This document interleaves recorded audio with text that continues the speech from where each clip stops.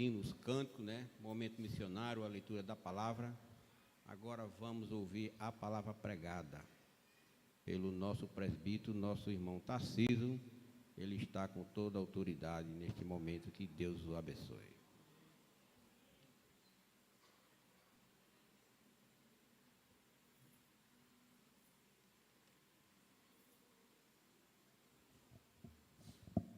Quero cumprimentar os irmãos com a paz do Senhor. Me ajude, minha. Irmão que conhecer aí, me ajude. Eu andei sem destino, perdi a razão. Na estrada da vida, eu fui na contramão. Mergulhei de cabeça num abismo sem fim. Foi assim? Loucura e tristeza era parte de mim. No terrível espinho do pecado pisei. A ponte entre a vida e a morte eu cruzei. Do outro lado eu vi meus pedaços no chão. Minha alma vagava na escuridão. As garras da morte o Senhor me arrancou. Me mostrou a verdade que eu nunca quis ver. Acordei de um pesadelo.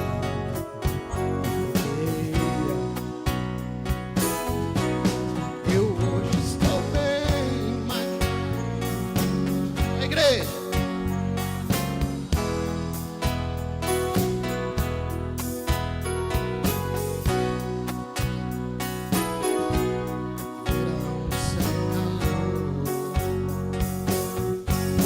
Hoje eu sou verdade, mas já fui engano. Já fui fonte seca e hoje eu sou oceano.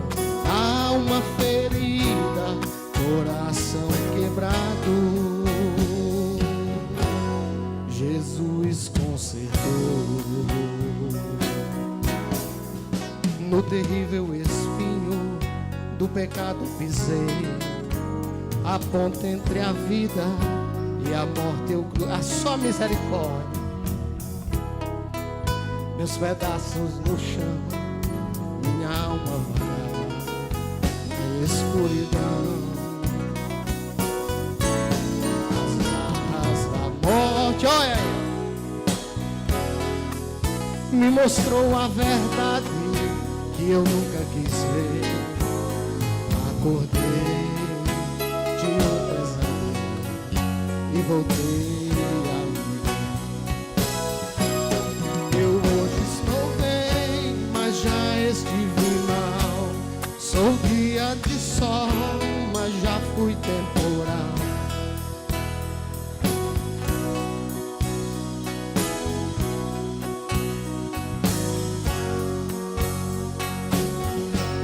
Hoje eu sou verdade, mas já fui engano. Já fui fonte seca e hoje eu sou oceano. Alma ferida, coração quebrado. A igreja.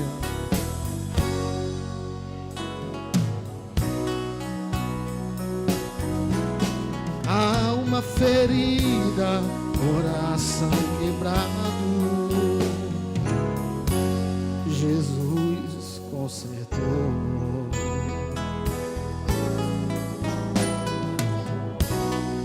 Glória ao nome de Jesus. Aleluia. Louvado seja o nome do Senhor. Que se não fosse a sua rica e infinita misericórdia,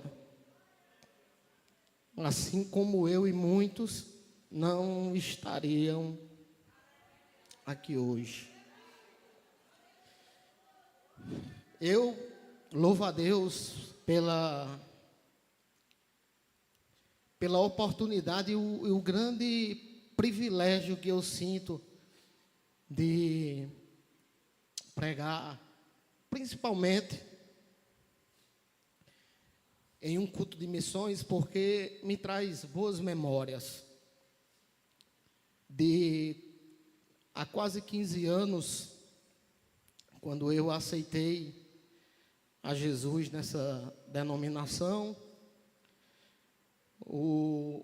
aceitei numa sexta-feira em um culto de doutrina, e um jovem que entrou aqui como eu, totalmente desesperançoso da vida, e saiu cheio de vida, porque nesse dia conheceu a pessoa mais importante e a melhor que poderia conhecer, que é o Senhor e Salvador Jesus Cristo. O meu segundo culto foi um domingo e era exatamente um culto de missões. E eu lembro-me que quando eu entrava por essas portas, irmão, eu não aguentava. Eu sou chorão. Eu já entrava chorando e o culto começava, a gente se alegrava e o conjunto dos irmãos, eu acredito que era Arautos, era? Ou era a banda? Porque a banda tocou e os irmãos cantaram, e foi exatamente esse hino, e esse louvor confirmava aquilo que a palavra de Deus, ela fez na minha vida, e eu chorei muito naquele culto, tendo mais ainda a certeza da melhor decisão que eu tinha tomado na minha vida, que era a decisão de aceitar Jesus. Naquele dia, naquela sexta, eu me rendi, e no domingo eu estava aqui alegre, cheio de vida. Por quê? Porque a palavra de Deus, ela me alcançou. E é sobre esta palavra que eu quero falar. 2 Timóteo, capítulo de número 4, versículos de número 1 e 2, que diz assim: conjuro-te, pois, diante de Deus e do Senhor Jesus Cristo, que há de julgar os vivos e os mortos na sua vinda e no seu reino, que pregues a palavra, instas a tempo e fora de tempo, redarguás, repreenda, exortes com toda longanimidade e doutrina. Glória ao nome de Jesus. O apóstolo Paulo, ele escreve essa carta a Timóteo, que ele considerava o seu filho na fé, e essa carta, ela tem na sua essência algo singular e extraordinário, porque Paulo, ele não escreve esta carta na beira de uma praia, de uma casa em um sofá confortável, mas Paulo, ele está em um cárcere, ele está em uma prisão, ele está condenado à morte, ele está preso na Mamertina, era uma prisão no subsolo. Ele foi acusado por Nero, que era o imperador da época, por ser o incendiário de Roma, uma mentira, uma calúnia que foi levantada apenas para deter a vida do apóstolo, acreditando que matando Paulo, a palavra, ela iria cessar. Aleluia. E Paulo, ele, diferente da sua primeira prisão, aonde ele se defende, nessa aqui, ele não se defende. Ao contrário, ele se alegra. Ele se regozija. E de Deus ele recebe força, instruções poderosíssimas. E ele começa a escrever cartas a Timóteo, porque Timóteo seria aquele que iria multiplicar a palavra a partir do momento em que ele morresse. Ele declara que já estava condenado, que ia ser morto, a sua vida já tinha sido apresentada por aspersão, e ele deixa um legado a Timóteo. Ele mostra uma grande preocupação, ele centraliza diante de tudo que ele viveu, irmão, de tudo que Paulo passou, ele centraliza tudo e escreve apelando a Timóteo. Você observa que Paulo, ele apela, ele disse: olha, diante de Deus, aleluia, e diante do Senhor Jesus, Timóteo, de tudo que eu vivi, de tudo que eu presenciei, de toda a experiência de vida que eu tive. Ora, quem estava escrevendo era um homem que chegou a ser arrebatado até o terceiro céu. O homem que, quando ele foi arrebatado, ele viu e ouviu coisas que não era lícito dizer aos homens. O homem que pregou o evangelho em uma propriedade tão grande e poder, que aonde ele pregava, o Senhor batizava com o Espírito Santo.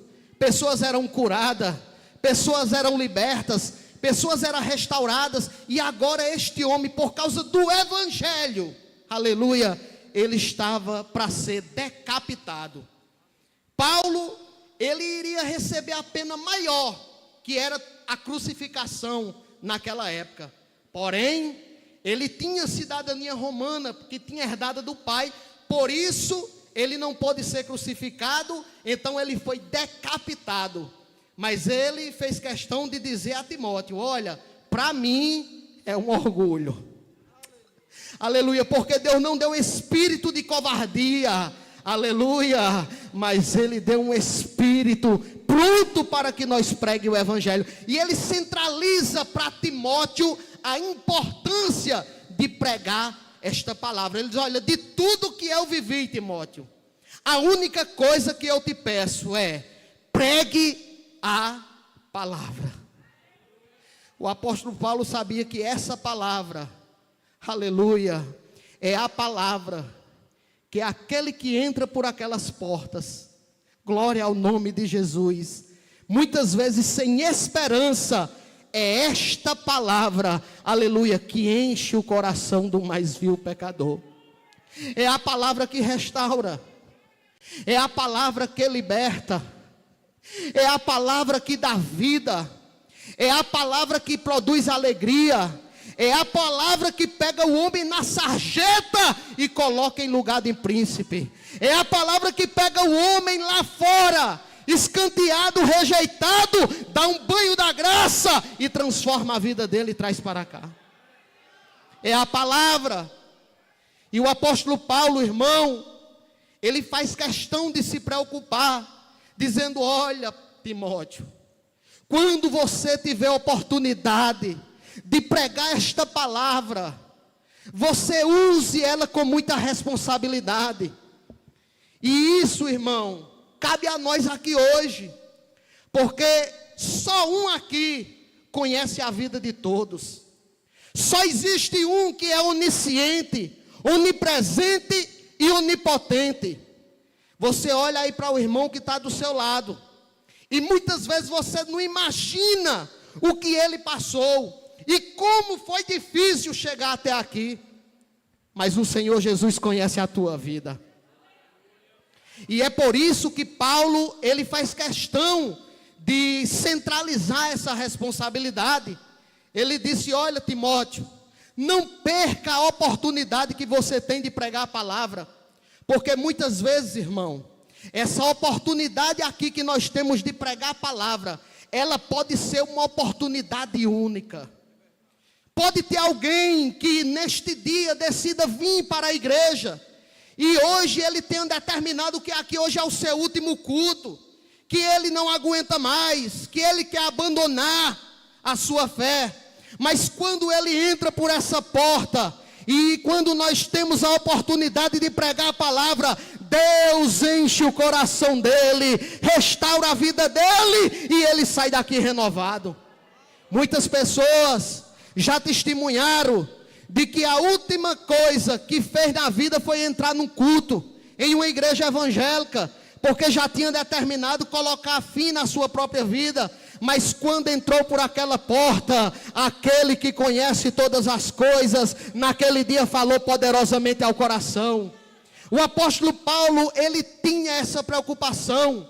É por isso, irmão, que nós precisamos ter muita responsabilidade naquilo que nós falamos. Nós não estamos aqui para falar de irmão, nós não estamos aqui para falar pecado de A, falar pecado de B, não estamos aqui para dar no púlpito palco para Satanás, não. Satanás já está derrotado.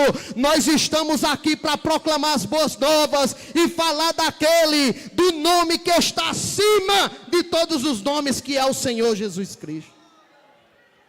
Precisamos, aleluia, pregar a palavra. Hebreus, aleluia, 4:12 diz: a palavra de Deus, ela é viva e eficaz. Ela é viva. É o único livro que quando você abre, o autor está presente. Ele está presente aqui essa noite. Este livro não é qualquer livro. Esta palavra não é qualquer palavra. Essa palavra tem poder de mudar a vida do homem. Ela é viva. Glória ao nome de Jesus. Ela é eficaz. O que é uma coisa eficaz? Ela naturalmente pode gerar. Ela não precisa de auxílio de outra coisa. Ela pode fazer muito mais abundantemente além daquilo que nós pedimos ou pensamos. Nós não precisamos trazer inovação. A palavra de Deus genuinamente pregada, ela faz a vontade de Deus acontecer. Viva, eficaz, mais penetrante que qualquer espada de 2 gumes. Veja bem, ela vai até a divisão da alma e espírito. Porque alma e espírito são coisas distintas. Nós temos corpo, alma e espírito. Isso é a tricotomia humana. E só a palavra de Deus consegue na divisão de cada uma. Aleluia. Entre as juntas e medulas. Aleluia. Você quando vê o osso, você vê aquela parte de fora rígida. As juntas, a medula, aquela parte líquida de dentro. Só a palavra consegue penetrar sem que interfira em cada uma. Aleluia, e escute isso. Ela é apta para discernir quais são os pensamentos. Você consegue imaginar o que teu irmão aí está pensando? Você consegue olhar agora para o rosto da pessoa que está do teu lado e discernir qual é a intenção dele neste culto? É por isto que essa palavra é poderosa. Porque ela consegue discernir os pensamentos. Pensamentos são milhões, são coisas que passam. Intenções é aquilo que a gente foca e realiza. Ora, se eu fizer alguma coisa determinada a fazer, dizer, não foi sem querer, a palavra sabe se é verdade ou não. Então a palavra de Deus, ela é poderosa. E ela não volta vazia, mas ela faz aquilo que aprai a Deus. Então, o apóstolo Paulo, ele centraliza o seu ensinamento a Timóteo, dizendo, olha, pregue a palavra. Não precisa inventar nada. Não precisa criar nada. Apenas pregue a palavra e a palavra se responsabilizará por qualquer um que está aqui essa noite ouvindo ela. Precisamos ser arautos. O que é arautos? É aquele que é responsável em levar a mensagem. Glória ao nome de Jesus. foi o que aconteceu com Filipe e Natanael. Glória ao nome de Jesus. Quando Filipe vai lá aonde estava Natanael procurar ele, e ele encontra Natanael e diz: Natanael, vem aqui. Encontramos o Messias, ao qual Moisés falava, e os antigos. Aleluia. E quem era? Jesus Cristo Nazareno, o filho de José. Ele estava ali fazendo, a partir do momento que Jesus encontra Filipe e disse: segue-me. Filipe começou no mesmo instante a crer que era Jesus, que ele era o Messias. E a partir daquele momento, ele já foi chamar Natanael. Aleluia. Veja bem aqui o que é que a palavra produz no coração do homem. O desejo de trazer. Ele conhecia Natanael. Ele sabia do desejo que Natanael tinha de conhecer o Messias. Mas quando ele chama Natanael, a momento ele retalia. Os irmãos que já leram o texto observam que quando ele diz Jesus, o Nazareno, filho de José, ele para, observa e diz: oxente, e porventura pode vir alguma coisa boa de Nazaré? Aleluia, glória ao nome de Jesus. No primeiro momento, irmãos, Natanael não recebe com facilidade aquela informação. Por quê? Porque Natanael conhecia as Escrituras. Ele sabia que o Messias, ele iria vir de Belém. Mas quando Filipe, ele traz a mensagem, ele não traz a mensagem fatiada. Ele traz apenas o que importava: venha ver o Messias. Aleluia. E Natanael, ele ficou um pouco que duvidoso a respeito daquele convite, pois ele sabia que o Messias, até Miqueias, no Antigo Testamento, falava que o Messias ia vir de Belém. Ele disse: ora, o Messias vem de Belém. Existem algumas especulações sobre a atual situação de Nazaré também. Pode ter sido um dos motivos dele, no momento, retaliar. Por quê? Porque Nazaré, ele tinha lá naquela época, estava sobre o domínio romano, e os romanos influenciaram na vida e na fé dos judeus. Muitos judeus abandonaram a fé por causa da cultura romana, por causa da influência. E essa má influência fez com que a maior parte dos judeus menosprezasse Nazaré. Então ele diz: porventura pode vir alguma coisa de Nazaré? Aí Filipe, quando observa o que ele fala, vê que ele está se opondo àquele convite, ele disse: vem e vê. Glória ao nome de Jesus. Natanael é um exemplo para que eu e você não olhe para os defeitos. Natanael, quando olha para os defeitos de Nazaré, quando olha para as falhas daquele povo, ele quase que rejeita o melhor e maior convite da vida dele. Mas Filipe, ele faz literalmente o papel de um arauto, o papel de um evangelista, pois ele tinha a certeza de que o Messias estava lá. Observe, irmão, veja como é interessante essa questão de você fazer aquilo que Jesus ensina.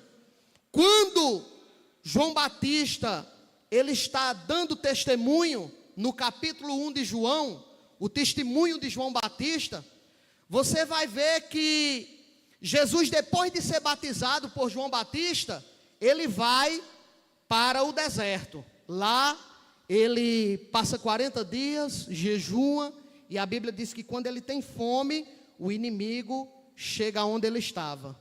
Existe ali uma batalha. O inimigo tenta ele e ele vence o tentador. E ele volta do deserto. Quando ele volta do deserto, João Batista estava com 2 discípulos. Um deles era André.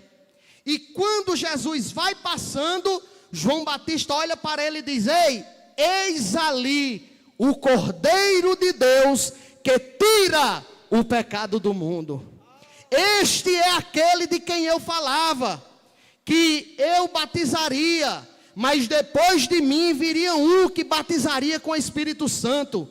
Ora, quando eu estava batizando, quando aquele que me mandou batizar, ele disse: olha, quando você estiver batizando, aquele que o Espírito descer sobre ele, este é o que batizará com o Espírito Santo. E eu, João, testemunho e testifico que esse aí é o Filho de Deus, o Cordeiro que tira o pecado do mundo. Quando ele fala aquelas palavras, os 2 discípulos que está com ele, a Bíblia relata o nome de um que era André. Aleluia. Quando André fita os olhos nele, ele disse: vou agora mesmo chamar o meu irmão. Aleluia, glória ao nome de Jesus. Eles 2 começam a seguir Jesus, os 2 discípulos começam a seguir Jesus. Jesus vai andando e observa que eles 2 vêm atrás. Jesus para e diz: o que é que vocês buscam? Ele disse: Senhor, a gente quer saber onde tu mora. Olha a palavra de Jesus para aqueles 2 homens: vem e vê. Aleluia.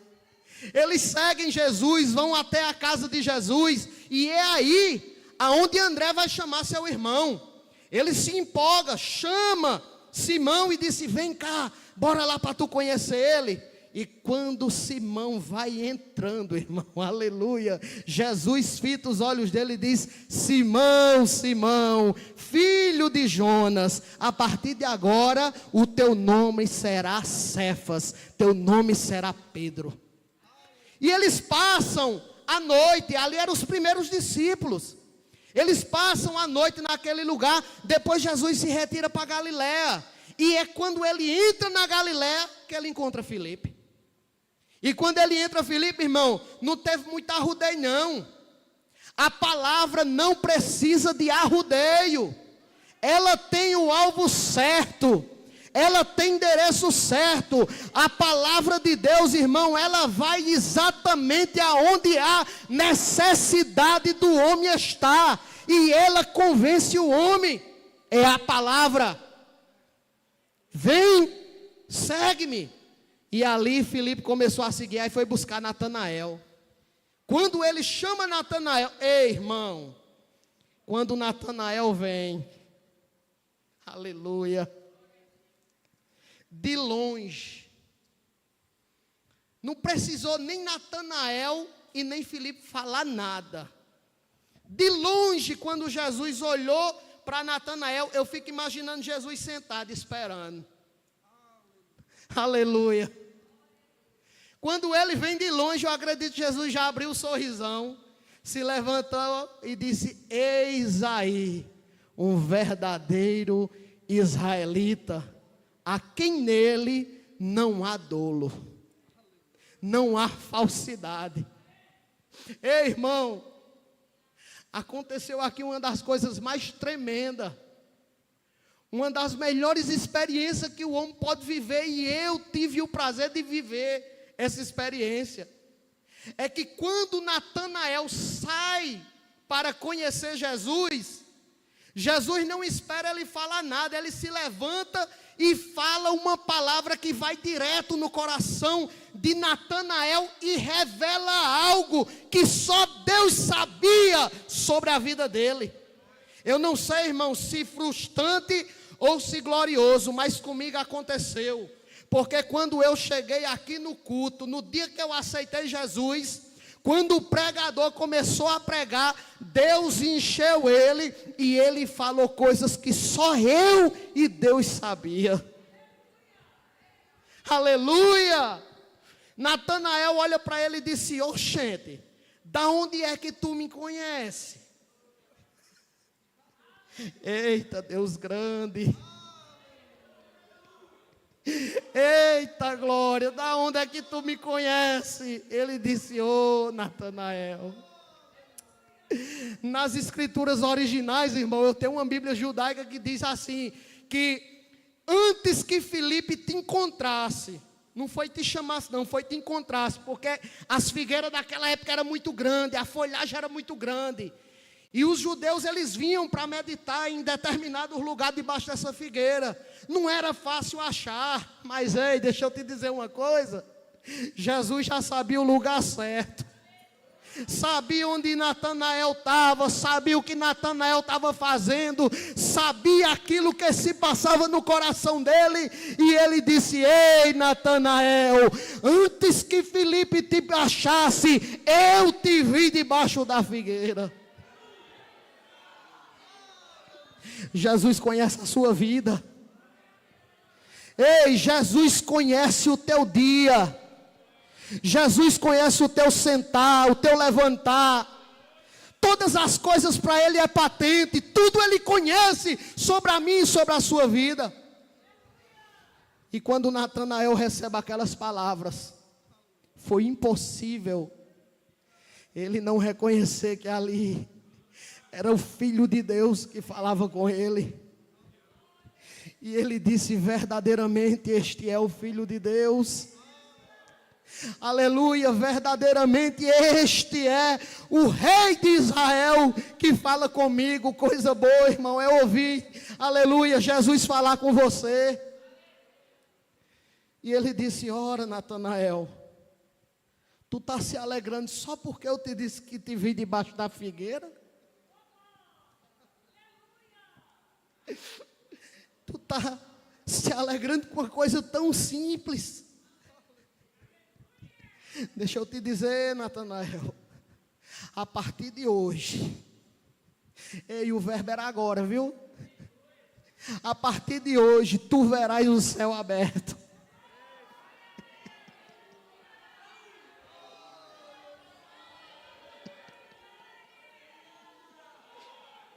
Aleluia. Por isso que ninguém entende essa alegria na vida dos crentes.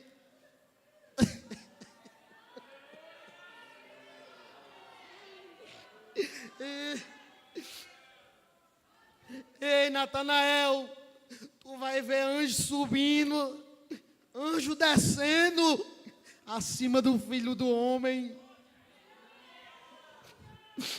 Que alegria maior do que essa, irmão. A vida do crente pode estar a maior tempestade que tiver. A água pode rugir. O sangue dando na canela. Mas o céu está aberto.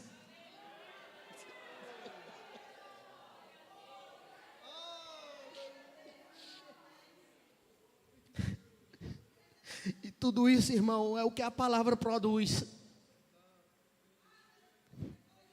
É o que a palavra produz. Uma alegria que você não consegue explicar. É uma alegria que você não entende. É uma força sobrenatural. E nós desfrutamos dessa alegria. É por isso, irmão, eu não vou demorar muito não. Eu vou finalizar agora. Olhe, eu nunca testemunhei sobre isso, mas é tão importante, irmão, a gente pregar a palavra como ela é. A importância da palavra é tão grande, irmão, que a gente nem imagina.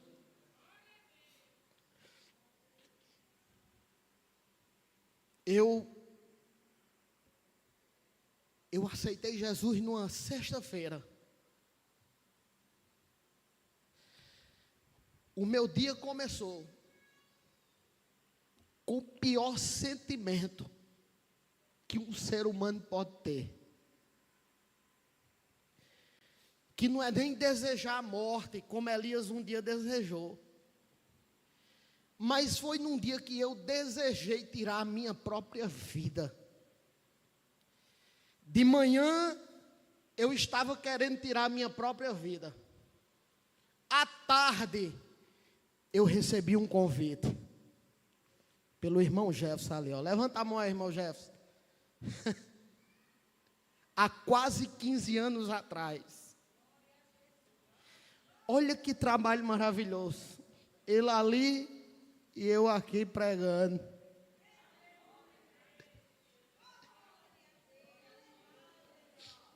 Queria se matar de manhã, recebi o convite à tarde. E à noite, o meu nome estava sendo escrito no livro da vida.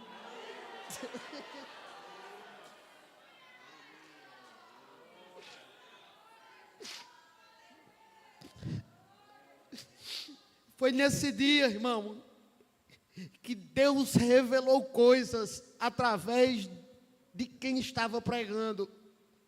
Eu louvo a Deus porque nesse dia o pregador não veio para falar dele.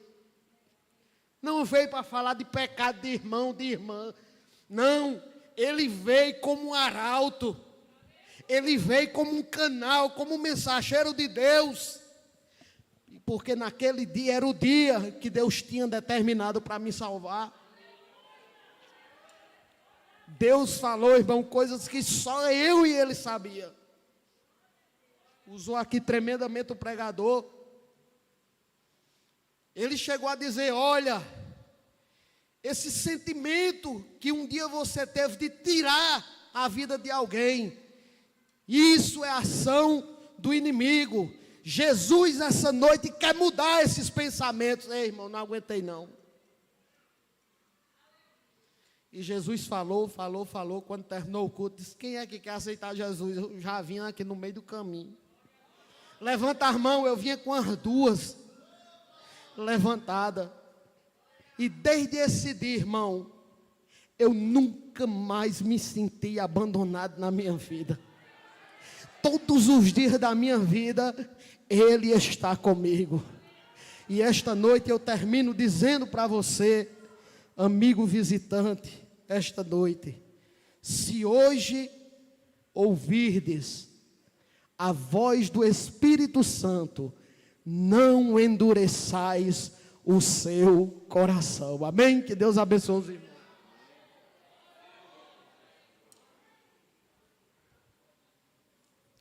Amém. Glória seja dado no nome de Jesus. Olha aí o testemunho. Olha aí como é importante Jesus nas nossas vidas. Ele pela manhã estava armando para a morte. E à tarde Deus usou alguém e falou com ele para aceitar Jesus, ouvir a palavra. E ele foi totalmente modificado. Você também, que não tem Jesus como Salvador, essa palavra bateu também no teu coração. Pense bem, porque Jesus está à porta. Jesus está voltando. Algo dessa palavra se viu também para você que não tem Jesus como Salvador. Você também que está desviado. Amém? Passarei agora a palavra para o nosso